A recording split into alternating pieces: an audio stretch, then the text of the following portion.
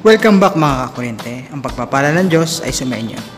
Ngayon sa ating video, tayo ay magpapalit ng control.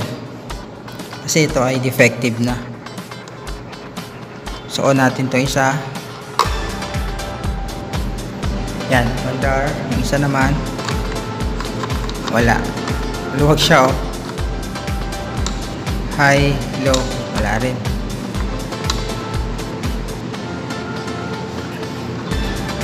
Ito okay pa to. Ito lang. So check natin sa loob bakit siya maluwag.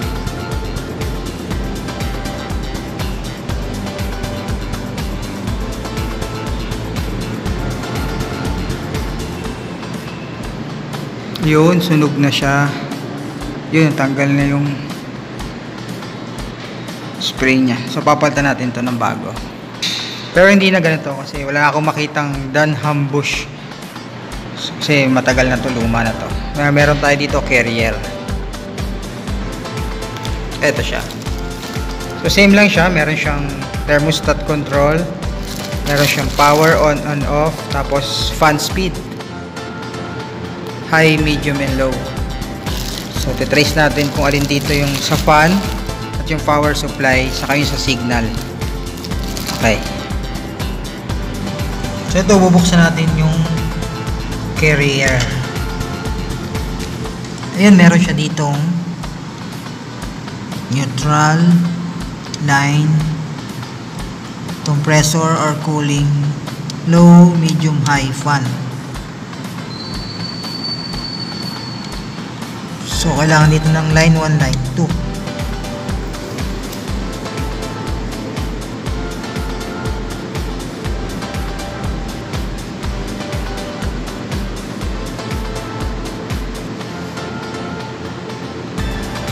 Pagdating dito,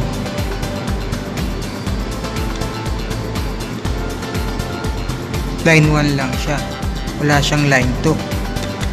So isipin natin to, paano natin patatakbuhin ng line 1 lang. So ito na mga kuryente, nagawa natin ng paraan. Nakakuha tayo ng neutral galing dito sa kabila. So buti malapit siya. So neutral lang naman ang kinuha natin dito. Yung line ay yung pa rin. So mabuti lang at may katabi siya. At nagawa pa natin ang paraan kasi ito ay 220 volts. Ito ay parang on and off switch lamang. Line lang siya, wala siyang neutral. So nag-replacement tayo. So okay pa rin. So testingin natin. Yun, umandat. Nagon yung compressor. Ito yung control switch ng low and high. Low, ma-under pa rin siya, high, medium. Ayan, so tumakbo siya. So kabit na natin. So kinabit ko siya ng pataas kasi meron siyang utility box. So pag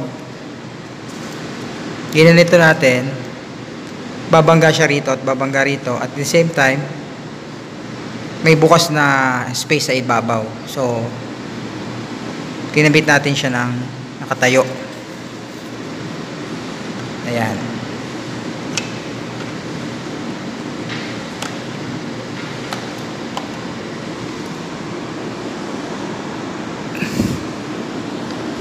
So ito ay snap lang naman. Ayan. Ganyan lang siya. Yun. So tutornilyohan lang dito. So okay na yan.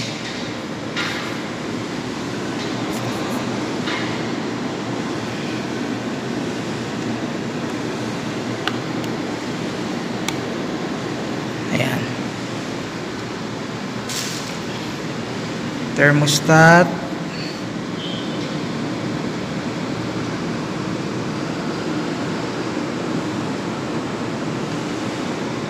Yun. So nasa 16 degrees Celsius siya. Lagay lang natin ng mga 20. Yan. So yan, nakailaw siya. Ibig sabihin, gumagana yung compressor sa kabila. So check natin ang lamig. Meron tayo ditong